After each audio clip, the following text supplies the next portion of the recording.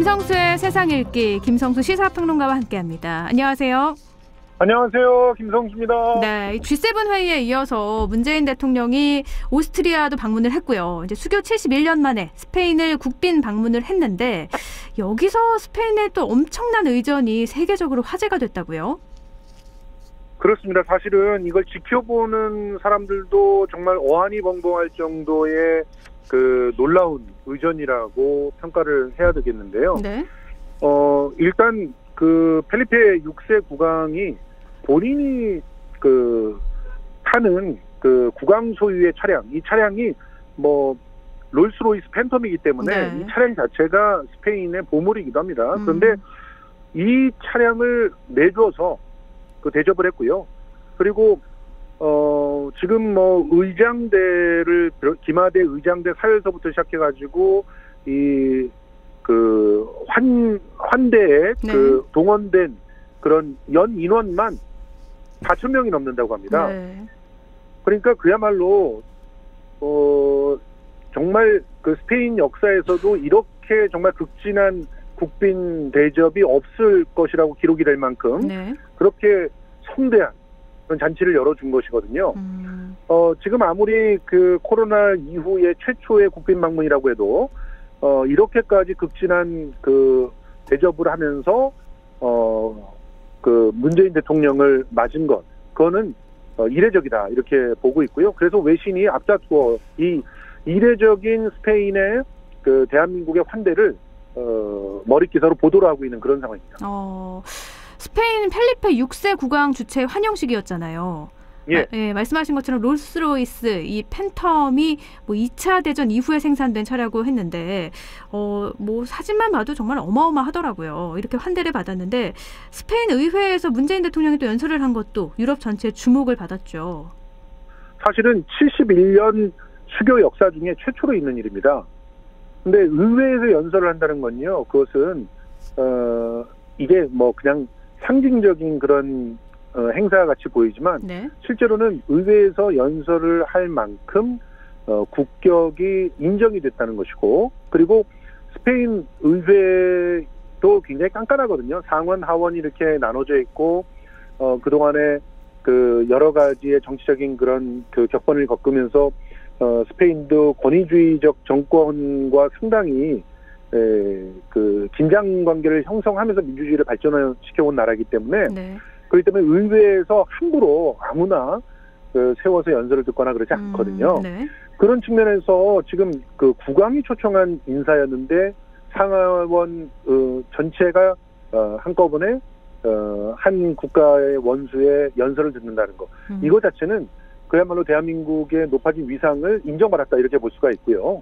그리고 이 의회에서 지금 스페인이 얼마나 대한민국을 원하고 있는지를 여실히 드러냈습니다.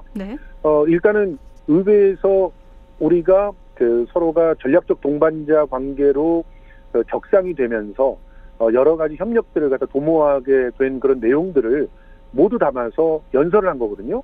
그런데 그런 연설에 대해서 각 의원들이 굉장히 적극적인 반응을 보내왔어요. 박수도 뭐 많이 쏟아져 나왔고요. 그것은 그만큼 의회 자체에서 한국과 스페인의 달라진 그런 관계에 대해서 기대를 한다는 얘기입니다. 그리고 그런 것들이 이제 입법으로 뒷받침이 될 거라는 그런 예상을 해볼 수가 있죠.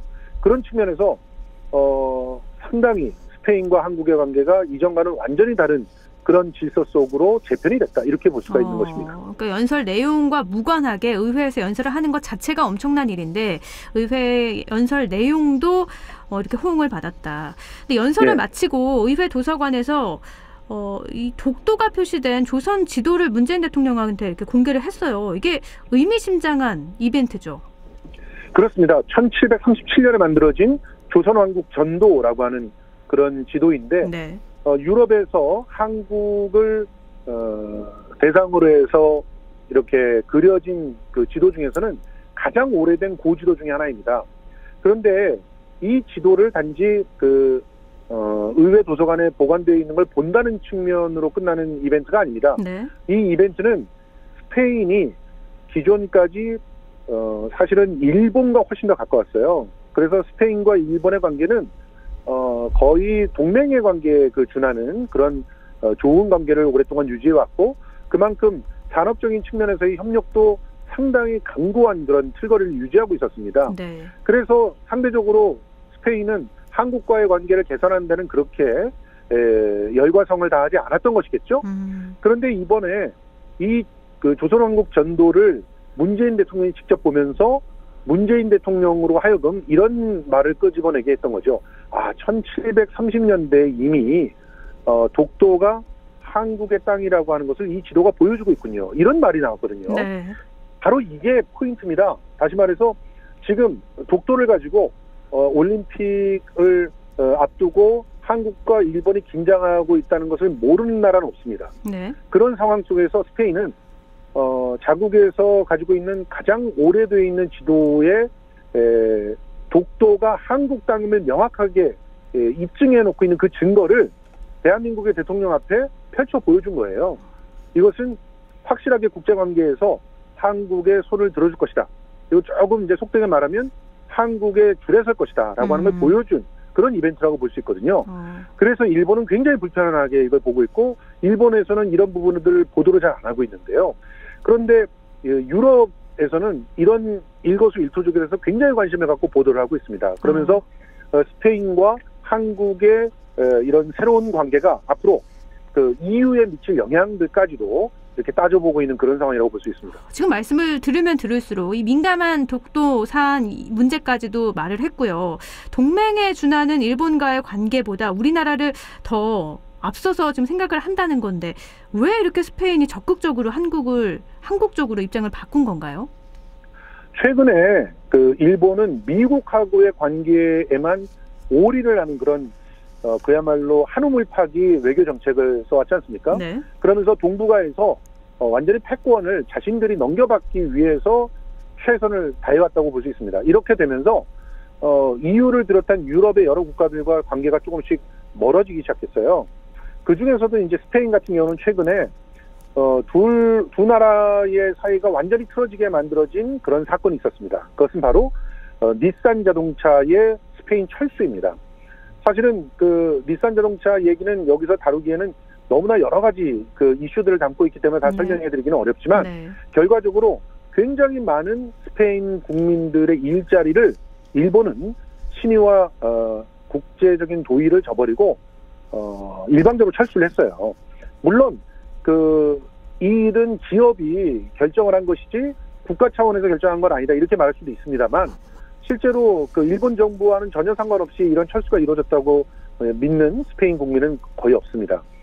이런 상태에서 한국은 실제로 이렇게 일본이 철수해 나간 자리를 온전히 메꾸고도 남을 만한 기술력과 새로운 산업들에 대한 성장의 인프라들을 갖고 있습니다. 네.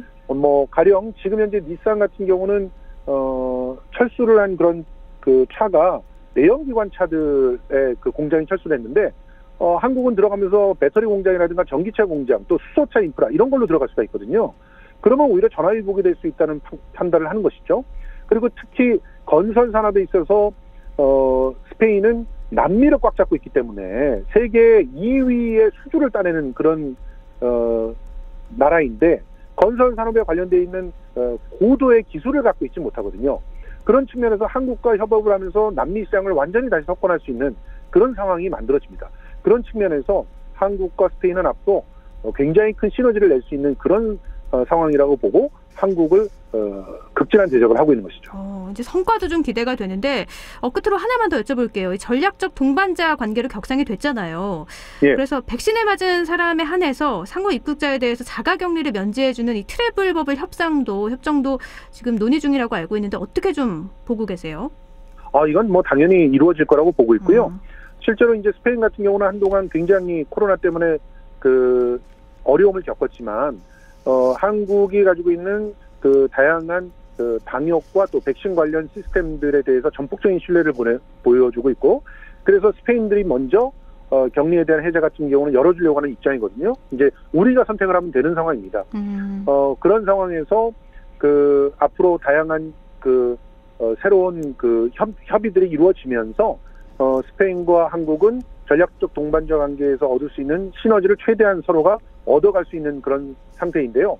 문제는 이런 보도들이 한국 언론에 의해서는 잘 다뤄지고 있지 않다는 점입니다. 네. 이거 굉장히 안타까운 일이라고 볼 수 있는데 실제로 지금 일부 그 팩트체크 전문 언론사에서는 이명박 정권 때 G20 정상회의의 보도량이 지금 G7과 이후에 오스트리아와 스페인 국빈 방문의 보도량의 무려 4.3배.